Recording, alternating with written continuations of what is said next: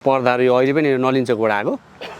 यो नलिन चोकबाट आएको यो पुरै घरको कामहरू आइरहेछ यो नलिन चोकको लागि तयार हुँदैछ पुरै रिङहरू लाग्दैछ सिलाइ भइसक्यो भनेपछि काठमाडौँबाटै आएको एउटा अर्डर चाहिँ अहिले दिनलाई भट्टाभट यहाँ काम भइरहेको हजुर हजुर हजुर सर हजुर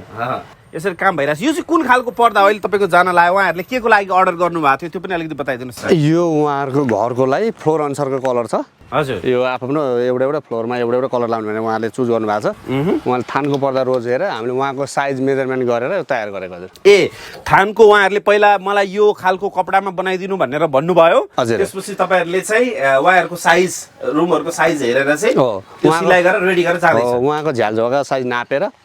उहाँको इच्छा अनुसार तयार गरेको यो तयार गरेको यो चाहिँ जस्तो कस्तो खालको कपडा हो यो यसको बारेमा यो कतिको अब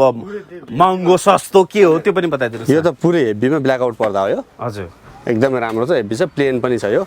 अब अलिअलि यिनीहरू यो खालको चाहिँ अलिकति बुट्टा पनि छ यो चाहिँ बुट्टामा अब बुट्टा मनपर्ने बुट्टा पनि हाल्न मिल्यो हजुर अब प्लेनहरू धेरै अहिले चाहिँ प्राय प्लेनै चल्छ बढी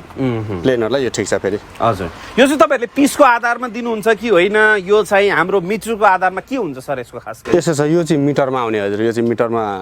गर्ने अब पिसलाई यसो मिटरलाई पनि पिसमा कन्भर्ट गर्न मिल्छ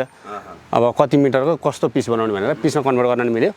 तर यो चाहिँ हामीले मिटरमा यो चाहिँ मिटरमा थानमा गर्नुभएको छ होइन आफ्नो बजेट अनुसार चाहिँ कुन चाहियो कस्तो खालको चाहियो भनेर यहाँ आएर गजबले चुज गरेर यसरी अर्डर दिएर लान सक्छ एकदमै सर एकदमै होइन उहाँहरूले चुज गरेर फिल्ड भिजिट गरेर हाम्रो सोरुम अब 3-4वटा छ हजुरहरूलाई थाहा छँदैछ अब ग्राहकहरूलाई पनि सबैलाई थाहा भइसक्यो अहिले झन् हाम्रो थुप्रै ठाउँ छ भनेर हजुर उहाँहरूले आफै आएर फिल्ड भिजिट गरेर चुज गरेर लान मिल्यो